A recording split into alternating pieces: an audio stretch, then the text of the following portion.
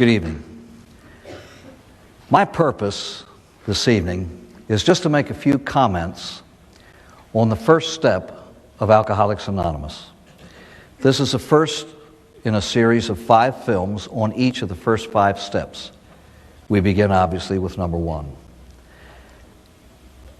I think it is true to say that the thing that is hardest to grasp is the obvious. As somebody once said, I can't see the woods because the trees are in the way. And so often that happens to us, to everybody. We fail to grasp the obvious. You see written up here the words of the very first step of Alcoholics Anonymous. We admitted we were powerless over alcohol, that our lives had become unmanageable. No one who has a drinking problem is about to take on himself a regime of life that forbids the use of alcohol until and unless he admits that continuing to drink it will kill him. And so we come to the first step. And as someone once said, in commenting on the obvious, the longest journey begins with the first step. And usually the first step is the hardest, the most difficult. It's like the first step of a ladder. It's the highest and the widest, but it's the strongest. And somebody once said, and I agree with this, the depth and the seriousness with which you will work the rest of this program depends directly on the depth and the seriousness with which you accept this. This is not just a step you take and then you go on from there. This is an admission of one's condition. It's not just an intellectual thing after you hear a whole lot of facts and you get a whole lot of intellectual data from lectures and films and meetings and groups and individual therapy and everything. You can come to the conclusion intellectually, well, yes, I guess I'm an alcoholic. This step is down here. I am an alcoholic. And it only comes when we have a lovely meeting of these ingredients. Honesty, open-mindedness, and willingness.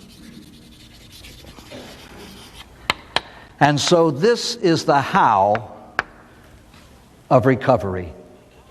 How do I get well? How do I get rid of this hell that I'm in? How do I get out of the pit that I find myself at the bottom of? How? Through a basic honesty, open-mindedness, and willingness. And if you have those ingredients, you can indeed get well. And it begins here. It begins here. In 1935, 2 men sat down at a kitchen table. One had 6 months of sobriety, one had about 6 hours. They were perfectly intelligent men. They were not screwballs, they were not fanatics. One was a stockbroker, one was a physician, a surgeon. They had tried everything to get out of the hell that they were in. One man gained his 6 months of sobriety by trying to help other people get sober. He hadn't helped anyone, but he had helped himself by trying to help the others. He found out that the technique he was using to help them wasn't working simply because it wasn't valid. It wasn't valid because it wasn't working. He was trying to hammer nails with milk bottles, and the milk bottles kept breaking. You can only hammer nails when you have a hammer. And he was searching for the hammer, and he couldn't put a handle on it. You know what he was using to help them? He said, get right with God, and your drinking problem you'll be able to handle. He didn't know that you had to get rid of the drinking problem in order to get right with God. So like so many things in AA, he learned through trial and error. His doctor, Dr. Silkworth, told him, the next alcoholic you talk to, why don't you use a scientific approach? Maybe something's wrong with us alcoholics. Our bodies can't handle alcohol normally. And that was the approach that he used to this scientific man, this physician, and it made sense. Have you tried this? Yes. Have you tried that? Yes. Have you tried the other thing? Yes. You're still drinking? Yes. Maybe something's wrong with us. In desperation, they were seeking an answer to that which was killing them. They were not theoricians. They didn't have any theories about how to get well. They just wanted to survive.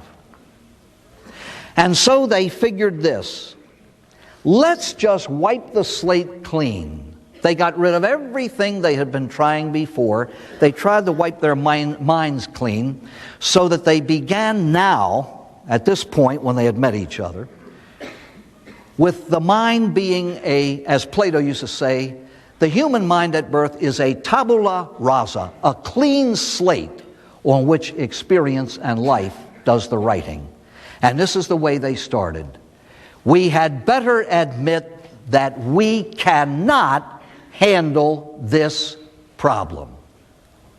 That's the way they started to get well. How can you get well unless you admit you're sick? And that's what they did. They surrendered to a fact that no addict, whether it's addiction to alcohol or any other chemical, wants to admit, and that is that he or she is powerless over anything. But they had to come to that point if they wanted to survive. They were too close to death. They were too close to death. I think Bill Wilson realized at that moment of his life he had another drunk left. He just didn't know if he had another survival left. And he wanted to survive. And so he admitted a powerlessness over alcohol. That's a horrible thing to ask any human being to do, is to admit he's powerless over anything. And yet he had to surrender to win the war. That is the great paradox of recovery. We surrender in order to gain victory. Sounds crazy, doesn't it? But you know what it boils down to? Alcoholics and drug addicts are perfectly otherwise intelligent men and women. This is the comparison I always use. They climb into a boxing ring every day of their lives with a champion and get beat up. And they keep getting into the ring. 16 years they get out of bed all black and blue, crawling along the floor, heading for the ring. Guess what's going through the little BB shot that they call a brain? How can I not get beat up today? While they're putting the gloves on. AA leans over their shoulder. Now listen to what AA says. Don't get in the ring.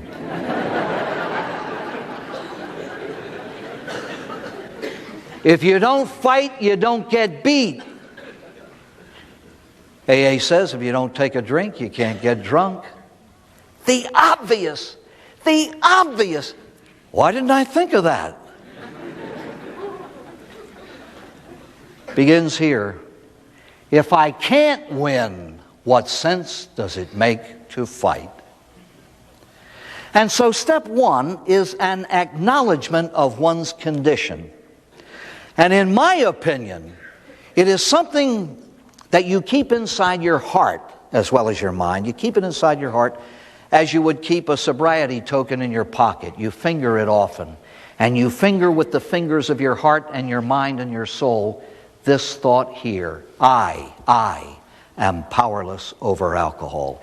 It's a deepening of a conviction. And the deeper that conviction is in your soul, the more seriously will you work the other 11 steps of the AA program. This is the first step in the ladder out of the pit of alcoholism or drug addiction. Give in or cave in. It's one or the other. Now, how do I come to this admission? Through honesty. Through honesty. I once heard a man say to his patients, look at the record. Look at the record. Look at your record. If you come up with this, when I drank, I didn't control it, it controlled me. And my drinking made problems. What makes problems is one. And if your drinking makes problems, that's a drinking problem. I don't care what you call it, as long as you realize if this thing that I am doing is making trouble, it is. That is so self-evident, nobody can prove it. You either see it or you don't. You either see it or you don't. I always use this. Let's just answer a few simple questions. Have you ever in your life, drunk more than you determined you were going to drink? I'm not talking about the fellow who every Friday gets his paycheck cashed at the local tavern, drinks 2 beers. Every now and then an old friend shows up and he drinks 4. I'm not talking about that. I'm asking you if you have ever drunk more than you determined you were going to drink. I know, honey, I made a jackass of myself at the last party. I swear on my sainted mother's grave, no more than 3. And you drink 23. Have you ever in your entire life drunk more than you determined you were going to drink? Have you ever promised yourself not to drink more than a certain amount and gone beyond it? If your answer is yes once, you're probably an alcoholic, and if it's twice, sign up. Answer this one, it's easy. Have you ever lied about your drinking? Yes or no?